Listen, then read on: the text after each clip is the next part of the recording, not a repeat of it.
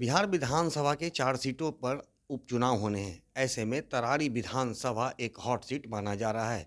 दरअसल तरारी विधानसभा क्षेत्र से एनडीए व महागठबंधन के द्वारा अपने उम्मीदवार को उतार दिया गया है, जबकि पूर्व में ही जनसुराज के द्वारा एसके सिंह को वहां का प्रत्याशी बनाया गया था।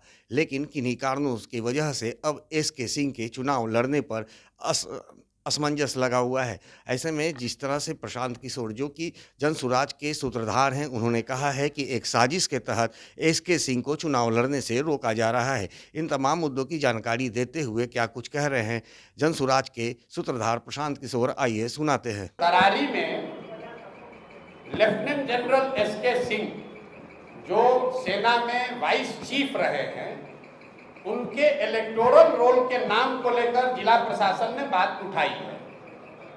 उनका ये कहना है कि इलेक्शन के कमीशन के रूल में ऐसा है कि आप बिहार के हैं, लेकिन अगर बिहार के किसी विधानसभा क्षेत्र में आप मतदाता के तौर पर रजिस्टर नहीं हैं तो आप चुनाव नहीं लड़ सकते। ये वहाँ के अधिकारियों ने बताया। उन्होंने इलेक्शन कमीशन को भी लिखा है, लेकिन मैंने जो बात आपको शुरुआती बताई, देखिए कितना प्रो इनकम्बेंट है।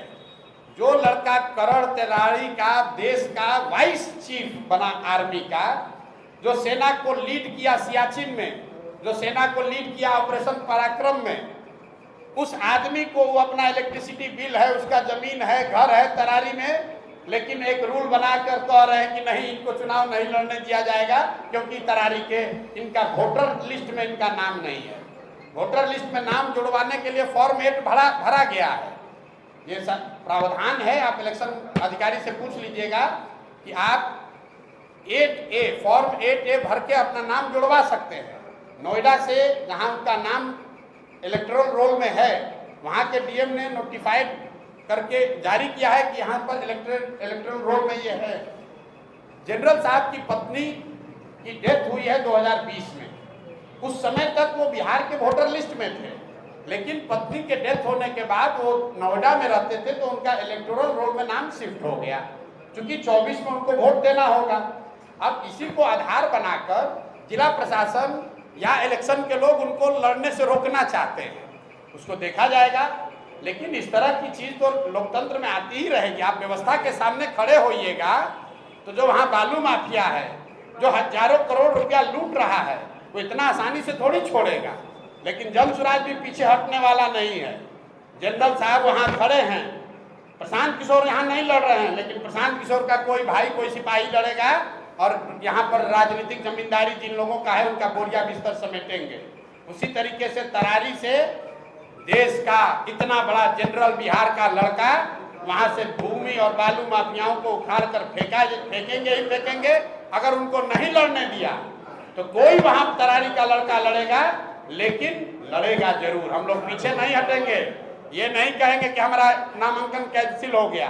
हम लोग लगे हुए हैं। कल या परसों तक निर्णय इलेक्शन कमीशन दिल्ली को देना है कि उनको लड़ने की अनुमति दी जाएगी कि नहीं। लेकिन आप जरा पत्रकार होने के नाते समझिए, बिहार का जो लड़का, पूरे 75 साल के इतिहास में सिर्फ 2 ही लोग आज तक vice chief of army staff बने हैं बिहार से, एक गवर्नर एसके सिन्हा और एक एसके सिंह। उस लड़के को आप चुनाव नहीं लड़ने दे रहे हैं। ये फर्जी का नियम लगाकर कि आप कहते हैं ये इसका इलेक्टोरल रोल में यहाँ नाम नहीं है, 8A भरा गया है, कह रहे नहीं उसके दिन पास हो गया है।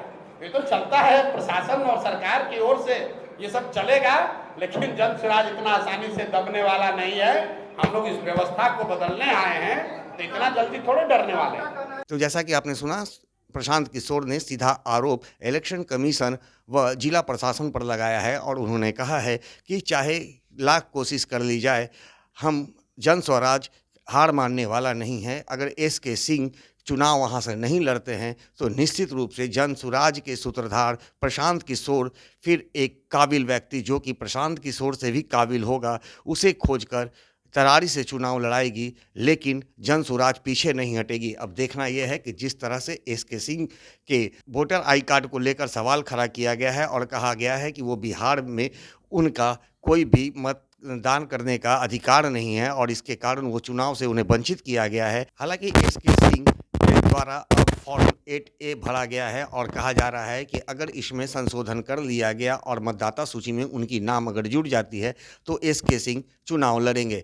अन्यथा अब देखना दिलचस्प होगा कि यदि एस.के. सिंह चुनाव के उम्मीदवार नहीं हो पाते हैं तो फिर ऐसे में जनसुराज एनडीए व महागठबंधन को मात देने के लिए ऐसे कौन से उम्मीदवार को खड़ा करती है।